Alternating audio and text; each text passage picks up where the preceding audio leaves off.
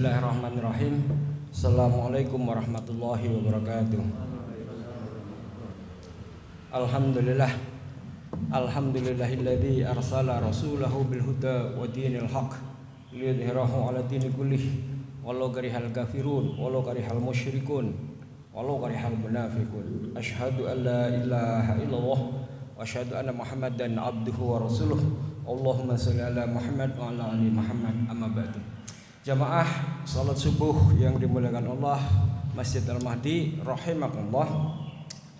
Pagi ini saya diminta oleh Mas Dani, selama saya dalam perjalanan beberapa hari ini, saya perjalanan sampai di luar pulau terkecil di Indonesia, Pulau Galang.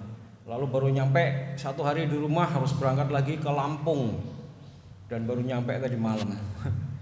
Dan memang ini hari-hari di mana bulan September itu hari di mana kita bangsa Indonesia dan umat Islam harus mengingat satu peristiwa, yang peristiwa itu hampir saja dengan berbagai cara diupayakan oleh berbagai pihak untuk dilupakan atau bahkan dibelokkan.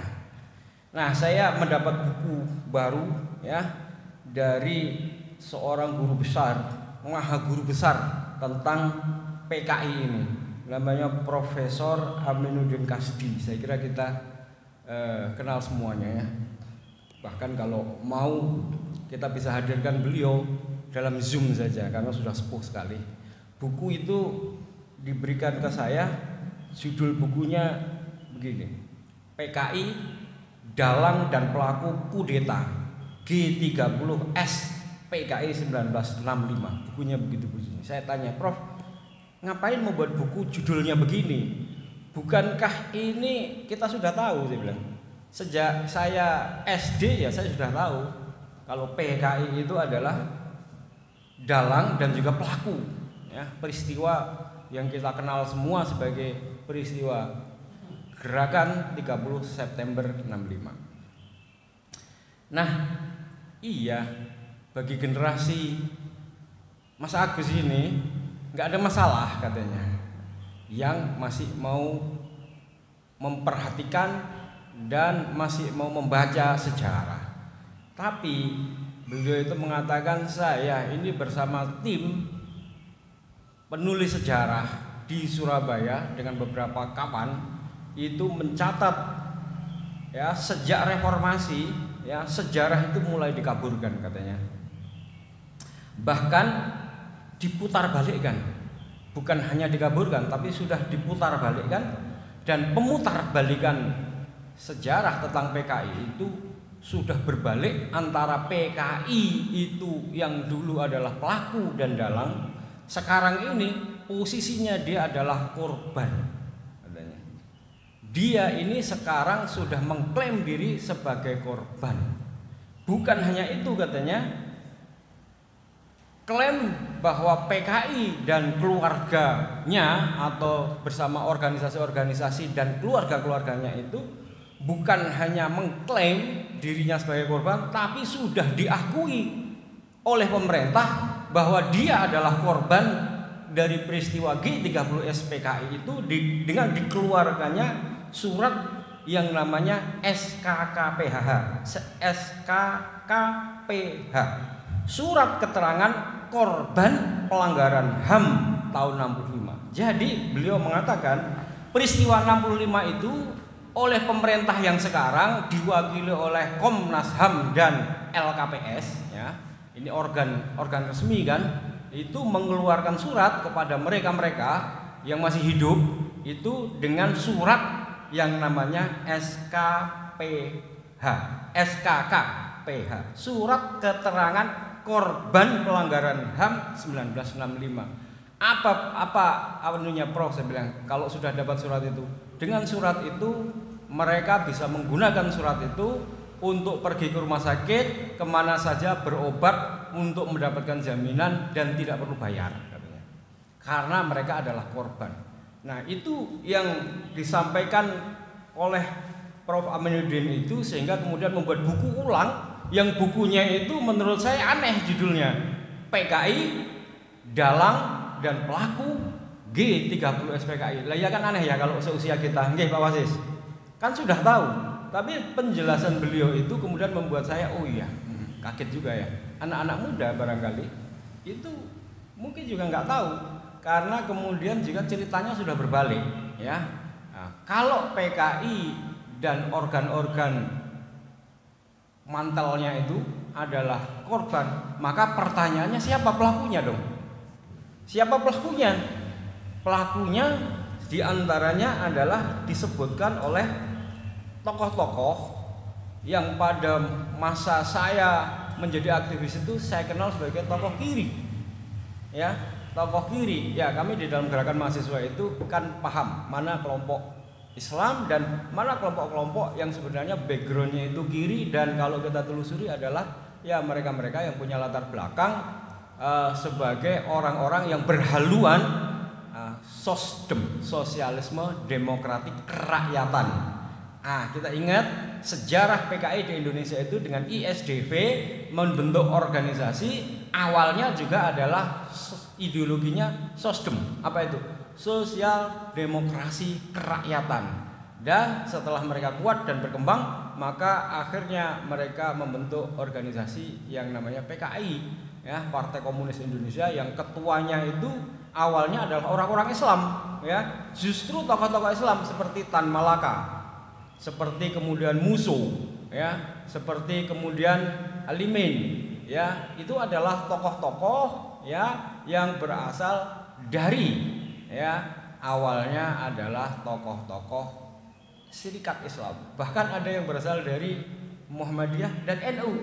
Muhammadiyah Kiai Misbah namanya dari Kauman Solo. NU Kiai Haji Ahmad Dasuki Sirot. Ini tetangga saya di Kalioso Solo yang akhir-akhir ini viral dihubung-hubungkan dengan nama Sirot, ketua PBNU. Enggak ada hubungannya. Kiai Haji Ahmad Dasuki Sirot itu orang Solo, Kalioso, tetangga saya. Ya, dia kiai, mondoknya di beberapa pondok yang sangat terkenal, Jamsaren, kemudian di Solo itu sangat terkenal ya, kemudian pondok pesantren di Rembang.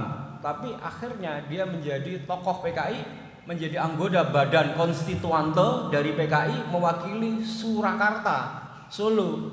Ya, itu kiai, namanya kiai, namanya ada kiainya, Kiai Haji Ahmad Dasuki Sirot, dan memang kiai karena dia dulu aktif di Syarikat Islam pada awal-awal pendirian. Backgroundnya kebetulan NU. Kalau yang Kiai Misbah backgroundnya Muhammadiyah. Pada saat Muhammadiyah didirikan, dia termasuk orang-orang yang paling awal juga menjadi penggerak Muhammadiyah, dan bahkan dia menjadi komandan dari pasukan tentara Kanjeng Nabi Muhammad ketika terjadi pelecehan Nabi Muhammad oleh orang-orang Kejawen di Solo. Dia ini melakukan demonstrasi sepanjang Surakarta itu sampai menghimpun orang lebih dari hampir 1 juta di tahun 1920-an. Komandannya ini Kiai Haji Misbah ini, murid langsung dari Haji Umar Said Cokroaminoto, Hos Cokroaminoto.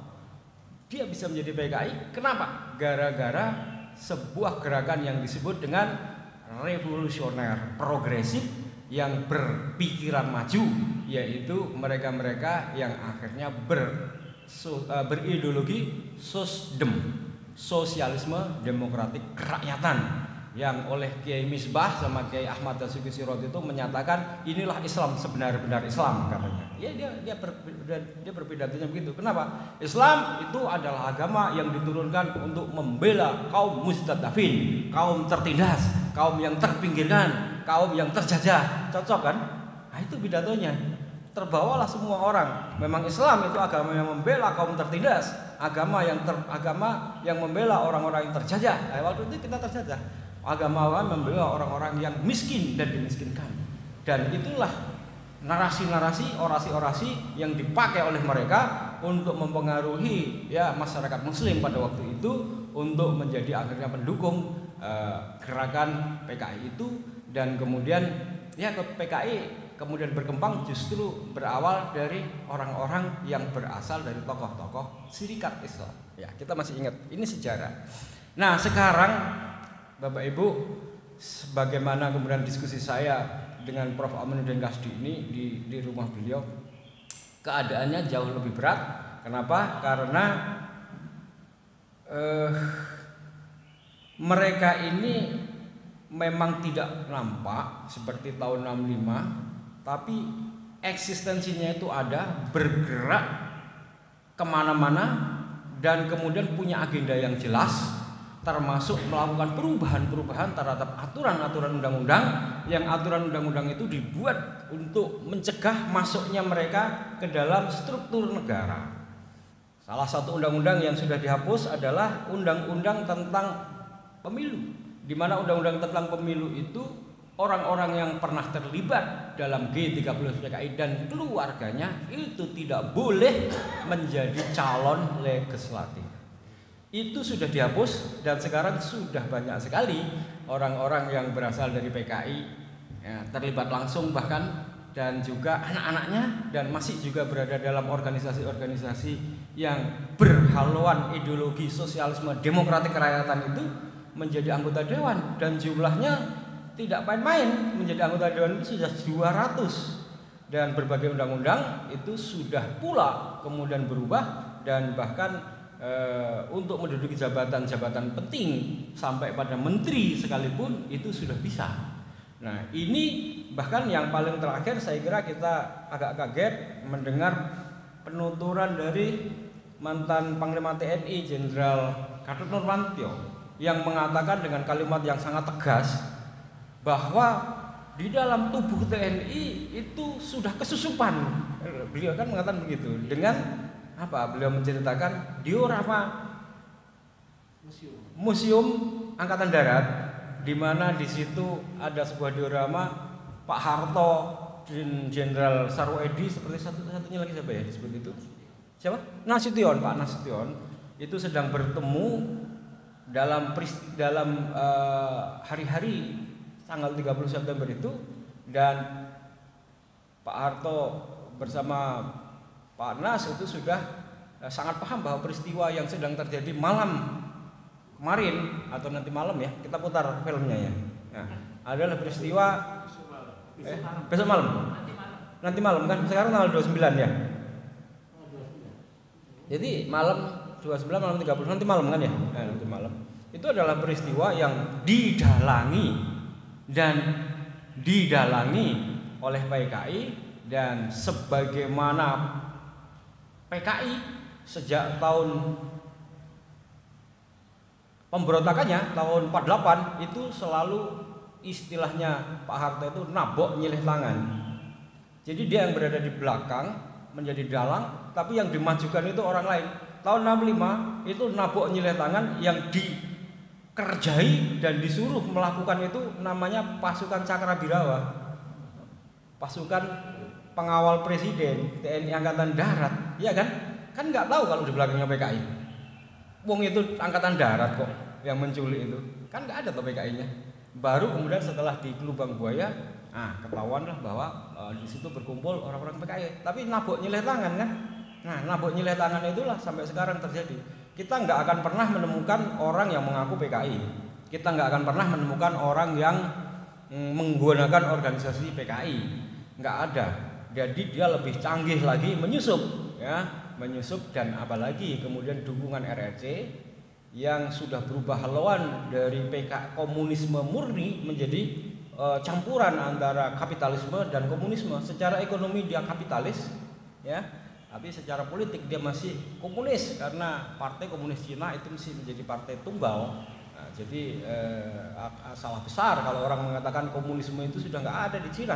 Silakan pergi ke Cina sana, yang ada hanya satu partai, Partai Komunis Cina, dan orang-orang itu wajib, bahkan masjid-masjid itu takmir masjidnya itu menjadi anggota Partai Komunis Cina. Ya, pernah dengar nggak? Coba baca itu. Ya, jadi hanya satu partai, dia masih komunis, walaupun secara ekonomi dia kapitalis.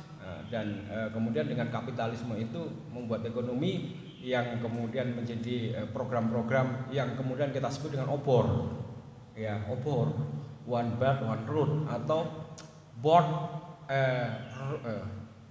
One Belt on Initiative Road namanya. Dan itu menjadi program yang diadopsi oleh kita.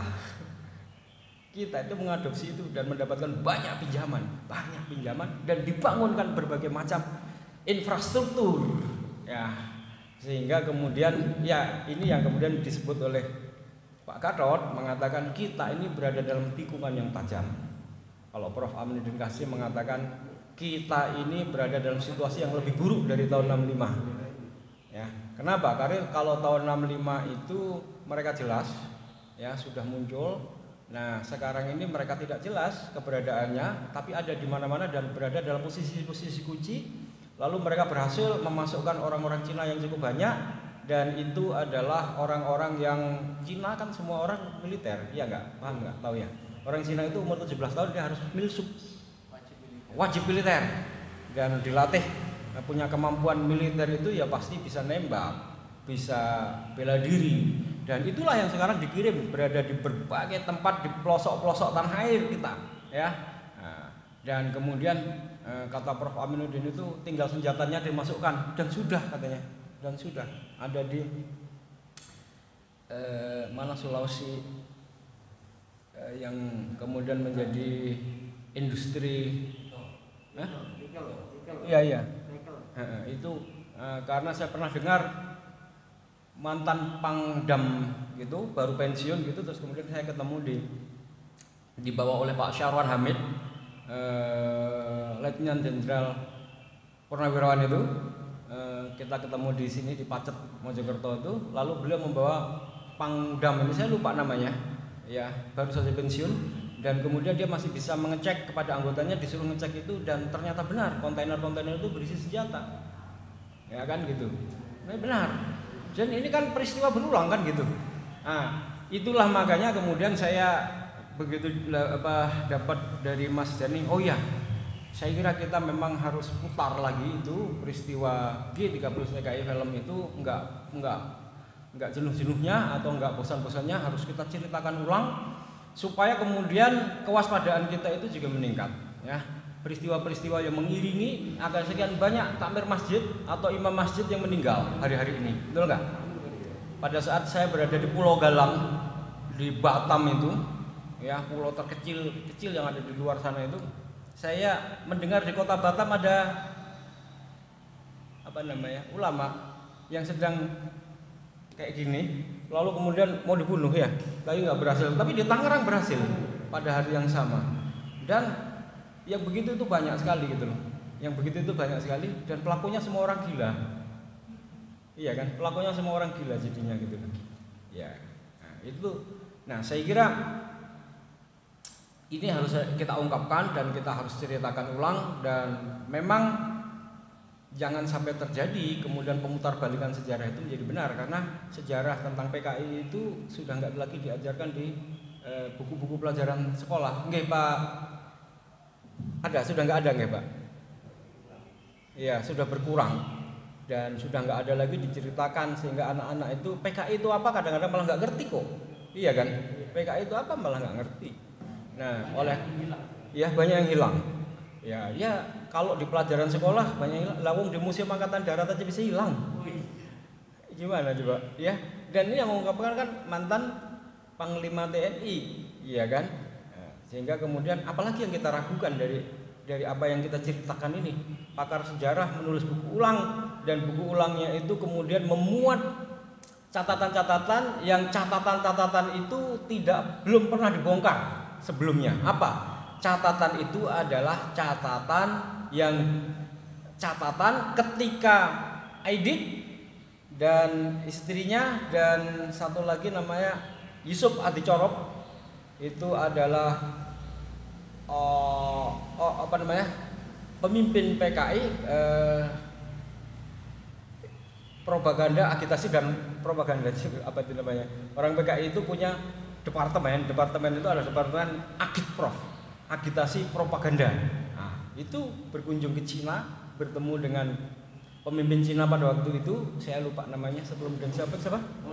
Ketua Mao Zedong, dan kemudian membicarakan rencana yang persis akhirnya kemudian terjadi di situ.